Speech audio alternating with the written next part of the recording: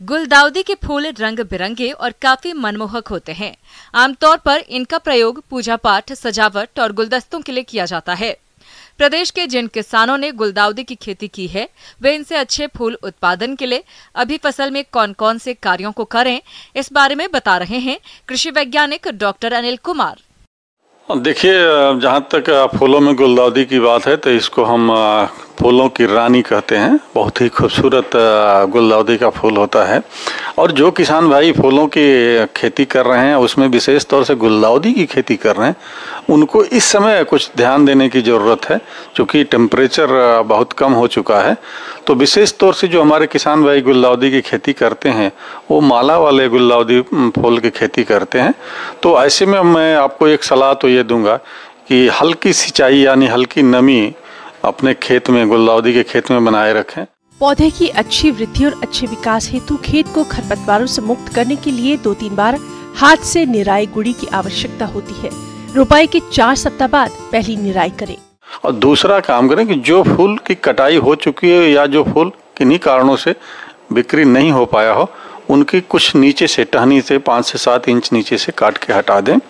और उसके बाद हटाने के उपरांत एक फफूंदनाशक दवा का, जैसे इंडोफिल M45 का 2 ग्राम प्रति लीटर की दर से स्प्रे कर दें, ताकि जब मौसम खुले यानी मौसम साफ हो तो उसमें ब्लाइट यानी लीफ ब्लाइट का कोई प्रकोप न हो। इससे बचने के लिए एक स्प्रे करना आवश्यक है। और मौसम खुलते ही एक हल्का सा यूरिया का स्प्रे, चाहे 2% का घोल बना के पौधों पे स्प्रे कर लें, या फिर पौधों के पास हल्का सा यूरिया का टॉप ड्रेसिंग करके मिट्टी में मिला लें। तो इस तरह से आपको गुलदाउदी के अच्छे फूल कम से कम मार्च भर मिलते रहेंगे। गुलदाउदी के पौधे कई प्रकार के विषाणु से ग्रसित हो सकते हैं। विषाणु से प्रभावित पौधे की पत्तियों पर विभिन्न प्रकार की आकृति एवं धब्बे दिखाई देते हैं। विषाणु रोग का फैलाव एफिड थ्रिप्स संक्रामित मात्र पौधे से प्रवर्धन आदि से होता है। यहाँ पर एक ध्यान देने के योग्य बातें और हैं कि ज्यों ही तापमान बढ़ेगा, मतलब कि 15 डिग्री से ऊपर का तापमान होगा, मौसम साफ होगा और रात का तापमान कम होगा, ऐसी स्थिति में हमको पाला लगने का चांस यानी लीफ ब्लाइट के चांस बढ़ जाएगा। तो ऐसे परिस्थिति में एक स्प्रे और आपको इंडोफिल M45 या कोई और अन्य फंजीसाइड का स्प्रे करेंगे। दूसरा, इसी समय जब तापमान खुलेगा, थोड़ा टेम्परेचर बढ़ेगा, तो इसी समय थ्रिप्स और माइट का बहुत ही भयानक रूप से प्रकोप होता है। उससे बचने के लिए आपको 1 से 2 स्प्रे इमिडाक्लोरोपिड का इस्तेमाल करना होगा। इसका जो दवा का जो डोज होगा वो 0.5 से लेके 1 ml प्रति लीटर पानी की दर से घोल बना के पौधों पर समान रूप से छिड़काव करेंगे। तो इस तरह से पौधे आपके स्वस्थ और सुरक्षित फूल लंबे दिनों तक आपके पौधों पर टिके रहेंगे। आवश्यकता अनुसार इसकी कटाई करके मार्केट में बिक्री के लिए ले जाएं और इन्हीं बातों को ध्यान में रखें। और जब पौधे सूख जाएं तो फिर इसके पौधों का बचाव के लिए आप इसकी कटिंग बना लें या पौधों को जड़ सहित खोद के किसी ऊंचे स्थान पर जहां छायादार स्थान हो वहां प्रिजर्व कर लें, ताकि फिर अगली साल सितंबर अक्टूबर में इसकी रोपाई आप इसके पौधे बनाकर कर सकें। जब फूलों की हम तोड़ाई की बात करते हैं तो फूलों की तोड़ाई थोड़े से डंठल के साथ करना चाहिए। अगर माला के लिए गुलदाउदी के पुष्प की तोड़ाई कर रहे हैं, बहुत सारी वैरायटीज हैं जो माले के लिए होती हैं, तो उसके लिए 1 से 2 इंच लंबे डंठल के साथ काटते हैं। अगर आप कट फ्लावर के लिए इस्तेमाल यानी बुके और गुलदस्ता में इस्तेमाल करने के लिए, तो उसमें कम से कम 30 से 40 सेंटीमीटर लंबे डंठल में आप फूलों की कटाई करें। कटाई सुबह या फिर शाम के वक्त करें। कटाई करने के उपरांत पौधों को पॉलीथीन के पन्नी में, परफोरेटेड पॉलीथीन की पन्नी में लपेटकर 50-50 का बंच बनाकर परफोरेटेड बॉक्स में डाल के और मार्केट तक इसको आपूर्ति करें, तो इससे आपको अधिक लाभ मिलेगा। ब्रेक के बाद एक बार फिर से आप सभी दर्शकों का अन्नदाता में स्वागत है। अब रुक करते हैं अगली कड़ी की ओर। गेहूं और जौ की बुआई के साथ ही अच्छी फसल की कामना किसान के मन में रहती है। साथ ही ये भय भी रहता है कि इसमें कोई रोग न लग जाए। इसके लिए कई उपाय भी करते हैं, लेकिन तमाम प्रयासों के बाद भी फसल में रोग लग ही जाता है। इसमें एक रोग है मोल्या। इस रोग को किसान कैसे पहचाने और समय रहते नियंत्रण और बचाव के कौन से उपायों को अपनाएं, आइए जानते हैं एक विषय विशेषज्ञ से।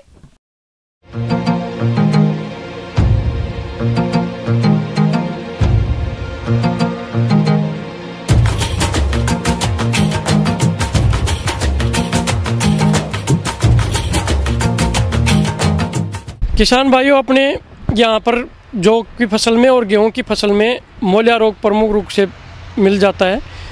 इसके लिए बुआई के 20 से 25 दिन बाद में अपन खेत में जाएंगे तो वहाँ इसके पेचेज में यानी घेरे में इसके अपन देखेंगे कि उसको पौधों में पीलापन आ जाता है, उसके जड़ों के अंदर गांठें आ जाती हैं। और मोल्या रोग का लक्षण मेन ये है कि पौधों की बढ़वार रुक जाती है और उसकी जड़ों में गांठें हो जाती हैं। तो किसान भाई यदि बढ़वार नहीं हो रही है या जड़ों में गांठें पड़ रही हैं तो उसके लिए पेड़ को उखाड़ करके दे सकता है। अपने प्रदेश में गेहूं और जौ की फसल में अधिकांश किसानों की समस्या मोल्या रोग देखने में आती है। ये सूत्र कृमि से होता है।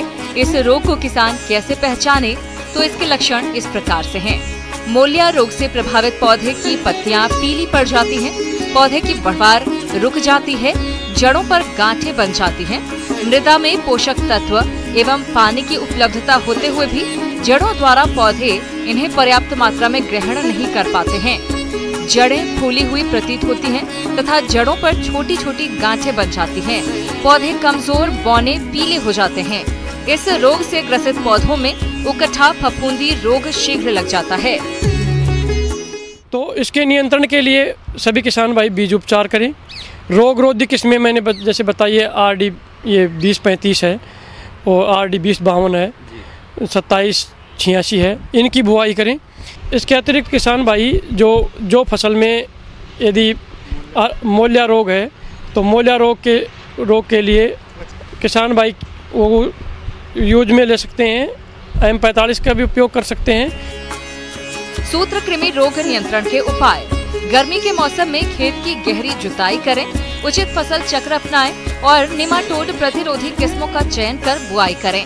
खेत की मिट्टी को कार्बोफ्यूरॉन 0.3 ग्राम AI प्रति वर्ग मीटर की दर से भूमि के साथ उपचारित करें या खेत में ट्राइकोडर्मा 1 किलो को 100 किलो गोबर की खाद में मिलाकर बुआई से पूर्व खेत में बिखेर दें। इन सब कार्यों को करने से मोल्या रोग नहीं होगा और पैदावार अधिक मिलेगी। किसानों ने यदि बुआई कर दी है और बीज उपचार भी नहीं किया है तो इस रोग को कंट्रोल करने के लिए कार्बोफ्यूरॉन 3G उसका उपयोग कर सकते हैं। और फोरेट है जो 10G है, उसका भी 45 किलोग्राम प्रति हेक्टेयर के दर से उपयोग कर सकते हैं। तो किसान भाई सभी से मेरा ये निवेदन है कि अच्छी तरह से बीज उपचार, ये अच्छी वैरायटियाँ जो अपने यहाँ पर के क्रय विक्रय में इसमें उपलब्ध है उसकी ही बुआई करें। प्रदेश के कई हिस्सों में रोली रोग, पीला रतुआ से प्रभावित गेहूं की फसल को देखा गया। ये कवक जनित रोग है। रोली रोग की पहचान के लक्षण: इस गेहूं में गेहूं की पत्तियों के ऊपरी सतह पर पीले रंग की धारियां दिखाई देने लगती हैं। ये धीरे धीरे पूरी पत्ती को अपने संक्रमण से पीला कर देती है। इसके बाद पीले रंग का पाउडर जमीन पर बिखरा हुआ स्पष्ट दिखाई देने लगता है। इस रोग का पीले रंग की धारियों के रूप में दिखाई देना ही इसका प्रमुख लक्षण है। इस रोग के संक्रमण से फसल की वृद्धि रुक जाती है, खासकर उन परिस्थितियों में जब ये रोग कल्ले निकलने की अवस्था में या उससे पहले आ जाए। तापमान बढ़ने के साथ साथ पत्तियों पर दिखाई देने वाली पीली धारियां काले रंग में बदल जाती हैं और अंत में सूख कर मुरझा जाती हैं। रोली रोग की रोकथाम के लिए किसान भाई 25 किलोग्राम गंधक का चूर्ण या 2 किलोग्राम M45 प्रति हेक्टेयर उपयोग में लें। ब्रेक के बाद एक बार फिर से आप सभी दर्शकों का अन्नदाता कार्यक्रम में स्वागत है। बढ़ते हैं अगली प्रस्तुति की ओर। मौसम के अनुसार प्रबंधनों पर टिकी आपकी खेती बाड़ी और इसलिए मौसम पूर्वानुमान और उस पर आधारित साप्ताहिक कृषि सलाह इस प्रकार है। ग्रामीण कृषि मौसम सेवा भारत सरकार एवं कृषि विज्ञान केंद्र संघरिया द्वारा भेजे गए मौसम पूर्वानुमान के आधार पर जिला हनुमानगढ़ में आने वाले दिनों में न्यूनतम तापमान में विशेष परिवर्तन नहीं होने तथा शीतलहर, बादलों की आवाजाही और मौसम शुष्क रहने की संभावना है। इस दौरान बरानी क्षेत्र में पाला जमने की संभावना है। अगले 5 दिनों के दौरान अधिकतम तापमान 16 से 21 डिग्री सेल्सियस और न्यूनतम तापमान 3 से 7 डिग्री सेल्सियस के बीच रहने की संभावना है। वर्तमान मौसम की परिस्थिति को देखते हुए किसी भी परिवहन के दौरान, ड्राइविंग या आउटिंग के दौरान सावधानी बरतें। फसल को पाले के प्रभाव से बचाने के लिए किसान दोपहर के समय जब पत्तियां सूखी हों तब 1 मिलीलीटर गंधक का तेजाब या डाइमिथाइल सल्फो ऑक्साइड प्रति लीटर पानी में घोल बनाकर प्रति बीघा 100 से 125 लीटर घोल का छिड़काव करें। खेत में उत्तरी पश्चिमी मेड़ पर कूड़ा करकट जलाकर धुआं करें। यदि सिंचाई की सुविधा हो तो हल्की सिंचाई कर सकते हैं। खड़ी फसलों में दीमक की रोकथाम के लिए नीम का तेल 1 लीटर प्रति बीघा के हिसाब से सिंचाई के पानी के साथ दें। आलू की फसल में उर्वरक की मात्रा डालें तथा फसल में मिट्टी चढ़ाने का काम करें। हवा में अधिक नमी होने के कारण आलू तथा टमाटर में झुलसा रोग होने की संभावना है, अतः इसकी निगरानी करें और लक्षण दिखाई देते ही कार्बनडाजिम 1 ग्राम दवा या डाइथेन M45 2 ग्राम दवा प्रति लीटर पानी की दर से घोल बनाकर छिड़काव करें। सर्दी के मौसम में पशुओं को सूखा चारा रात को मिलाकर खिलाएं। ऐसा करने से पशुओं को ठंड कम लगेगी। सर्दी के दिनों में 2.5 से 3 महीने तक के कट्टे व बछड़ों को 23 से 30 ग्राम नौसादर अवश्य खिलाएं। ऐसा करने से पशुओं में पेशाब के बंधे की समस्या से निजात हो पाता है तथा सर्दी से बचाव भी होता है। सर्दी के मौसम में पशुओं को हल्का गुनगुना पानी पीने को दें। अन्नदाता हेल्पलाइन निशुल्क फोन संपर्क सेवा के माध्यम से आपके द्वारा पूछे गए प्रश्नों में से 1 या 2 महत्वपूर्ण प्रश्नों को हम अपने कार्यक्रम में शामिल करते हैं और इसी के तहत आज का चयनित प्रश्न और उसका जवाब इस प्रकार है। अन्नदाता निशुल्क फोन संपर्क सेवा के माध्यम से पूछे गए प्रश्नों में से आज हमने जिस प्रश्न को कार्यक्रम में शामिल किया है उसे पूछा है ग्राम सियाना, जिला जालौर के कृषक अतुल कुमार ने। आप बैगन की फसल में कीट नियंत्रण के बारे में जानकारी चाहते हैं तो अतुल कुमार जी आपकी जानकारी के लिए प्रस्तुत है कार्यक्रम का ये अंश। तो जैसा कि आप जानते हैं कि बैगन में बहुत तरह के कीड़े लगते हैं। उन कीड़ों में जो प्रमुख कीड़े हैं वे कीड़े हैं शीर्ष एवं फल छेदक, उसके बाद एपिलेक्ना या हड्डा बिटिल, और तीसरा है कीड़ों के अलावे लाल मकड़ी, रेड स्पाइडर माइट। ये तीनों से बहुत ही ज़्यादा नुकसान होता है बैगन की फसल को। तो हड्डा बिटिल जो होता है बैगन के पौधों के पत्तियां को बुरी तरह से खा जाता है, जिसके चलते उसमें चलनी जैसा छेद बन जाता है और क्लोरोफिल के नुकसान होने के चलते उसमें फलन पर बुरा प्रभाव पड़ता है। और दूसरा जो कीड़ा है सबसे प्रमुख वो है शीर्ष एवं फल छेदक। बैगन की फसल में तना एवं फल छेदक कीट काफी नुकसान पहुंचाता है।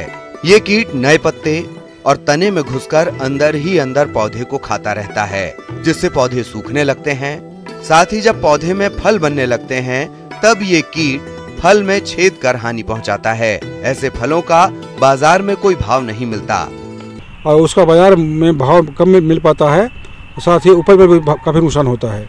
तो इन दो कीड़ों का से निजात पाने के लिए, छुटकारा पाने के लिए फेरोमोन ट्रैप बाजार में मिलता है।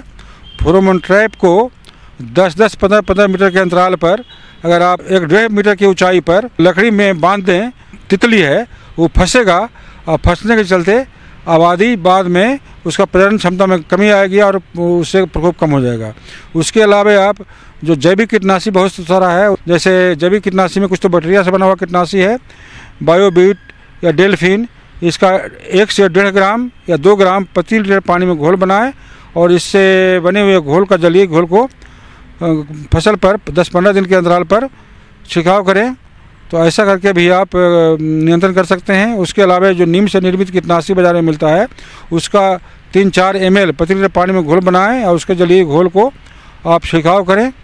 तो ऐसा करके भी आप फसल को इन कीड़ों से होने वाले नुकसान को बचा सकते हैं। आप फ्लूबेनियामाइट नामक रासायनिक कीटनाशी का 500 मिलीलीटर को 500 लीटर पानी में घोल बना करके इसका खड़ी फसल पर 15-20 दिनों का अंतराल पर आवश्यकता के हिसाब से छिड़काव कर सकते हैं। और ऐसा करके आप अपने फसल को शीश छेदक से और हड्डा बिटल से होने वाले नुकसान को रोक सकते हैं। रासायनिक दवाओं का प्रयोग करने से पहले तैयार फलों की तोड़ाई कर लें, इसके बाद दवाओं का छिड़काव करें। फसल में दवा के छिड़काव के कम से कम 8-10 दिन तक फलों की तोड़ाई ना करें, क्योंकि इन फलों में भी रासायनिक दवाओं का कुछ न कुछ अंश रह जाता है जो मानव स्वास्थ्य को नुकसान पहुंचाता है। इसी कड़ी में जो दूसरा प्रश्न कार्यक्रम में शामिल किया है उसे पूछा है ग्राम हरपुरा, जिला बूंदी के कृषक राजीव राठौड़ ने। आप दुधारू पशुओं की पहचान के लक्षणों के बारे में जानकारी चाहते हैं, तो राजीव राठौड़ जी आपकी जानकारी के लिए प्रस्तुत है कार्यक्रम का ये अंश। किसान भाइयों, पशुपालन आज के समय में किसानों की आय को बढ़ाने में बहुत बड़ा महत्व रखता है अपना, तो इसलिए आजकल पशुओं की जो कीमत है वो बहुत अच्छी है। इसलिए उनकी जब हम खरीदारी करते हैं तो उसके लिए ये आवश्यक हो जाता है कि हम अच्छे पशुओं की पहचान कैसे करें। पशुपालक भाइयों, डेयरी व्यवसाय को सफल बनाने में उन्नत नस्ल के दुधारू पशुओं का अहम योगदान रहता है। तो आप मुर्रा, एचएफ, गिर या फिर अपने क्षेत्र के हिसाब से उन्नत नस्ल के पशुओं का चयन कर पाल सकते हैं और इनसे अधिक दूध उत्पादन ले सकते हैं। सर्वप्रथम जब भी हम पशु खरीदने जाते हैं तो उस समय हम पशु की शरीर के बारे में देखते हैं कि उसका शरीर की बनावट किस तरह की है। इसकी पहचान करने के लिए हमेशा पशु के सामने खड़ा होना चाहिए और उससे आप देख पाएंगे कि पशु का जो आगे का हिस्सा है आगे से पीछे की तरफ वो चौड़ा होना चाहिए। इसको तिकोने आकार का बोलते हैं। ये चीज़ हमें ध्यान में रखनी चाहिए और साथ ही साथ हमें ये देखना चाहिए कि जो भी दुधारू पशु है उसमें उसके ऐन में जो कुछ दूध की नशें होती हैं उनका उभार अच्छा होना चाहिए। जिन पशुओं में उभार अच्छा पाया जाता है वो दुधारू पशु होते हैं। और साथ ही साथ एक उनके पेट के पास से एक नस गुजरती है जिसको दुग्ध नलिका बोलते हैं, वो उसका उभार अच्छा होना चाहिए। ये इस चीज़ का प्रतीक होता है कि पशु में दूध उत्पादन करने की क्षमता बहुत अच्छी है। और साथ ही साथ हमें जो पशु के थन हैं उनके बारे में विशेष ध्यान देना चाहिए, क्योंकि आजकल थनैला की बहुत बड़ी समस्या होती है। उसकी वजह से पशु के थनों में खराबी हो सकती है। तो ऐसा पशु आगे आने वाले समय पर आपको अच्छा उत्पादन नहीं देगा। तो इन सारी चीज़ों को आपको ध्यान रखना होता है। साथ ही साथ एक और महत्वपूर्ण चीज़ होती है कि पशुओं में जो उत्पादन की क्षमता होती है वो उनकी उम्र के अनुसार घटती रहती है। सामान्यतः जो पशु हैं उनका सबसे अच्छा उत्पादन दूसरे या तीसरे ब्यात से स्टार्ट होता है। उसके बाद लगभग 7वें ब्यात तक उनका जो उत्पादन है वो अच्छा रहता है, उसके बाद में कम होने लगता है। दुधारू पशु खरीदते समय आप पशु को किसी विश्वसनीय जगह या किसी सरकारी संस्था से खरीदें ताकि आप किसी प्रकार से ठगी के शिकार नहीं हो सके। पशु 1 या 2 ब्यांत वाला ही खरीदना चाहिए और पशु खरीदते समय पशु का दूध निकलवा कर देखना चाहिए कि पशु कितना दूध दे रहा है। तो किस तरह से हम पशु की उम्र के बारे में आइडिया लगा सकते हैं, कैसे जान पाएंगे? तो इसके लिए हमारे पास 2 तरीके हैं। एक तरीका होता है कि पशु के जो निचले जबड़े में दांत निकलते हैं वो 4 जोड़े होते हैं। तो इसके ये एक फिक्स उम्र पर निकलते हैं। जैसे पहला जोड़ा जो दांतों का है वो लगभग 21 महीने की उम्र पर निकलता है। दूसरा जो जोड़ा होता है दांतों का वो लगभग 2.5 साल की उम्र पर निकलता है और तीसरा 3 साल की उम्र में और चौथा 4 साल तक की उम्र में। तो इस तरह से हम पशु की उम्र के बारे में आइडिया लगा लेते हैं। साथ ही साथ एक दूसरा मेथड है कि पशु के जो सींग होते हैं उस पर छल्ले बनते हैं, उसके आधार पर भी हम इसके उम्र का गणना कर सकते हैं। और इस तरीके में क्या होता है कि पशु की जो छल्ले निकलने का समय होता है वो 3 साल की उम्र पर पहला छल्ला निकलता है और उसके बाद प्रतिवर्ष एक छल्ला उसमें जुड़ता रहता है। तो इस तरह से इसका एक फार्मूला होता है, जितने छल्लों की संख्या है प्लस उसमें 2 जोड़ दें तो पशु की उम्र के बारे में आप आइडिया लगा सकते हैं। लेकिन कई बार ऐसा देखा गया है कि बहुत सारे लोग किसी को धोखा देने के चक्कर में सींगों के ऊपर उनकी सफाई करवा देते हैं, तो इसकी वजह से ये मेथड कई बार विश्वसनीय नहीं हो पाता है। इस तरह से आप पहचान करके एक अच्छा दुधारू पशु को खरीद सकते हैं और आपको किसी भी तरह से उसमें नुकसान होने का कोई चांस नहीं होगा।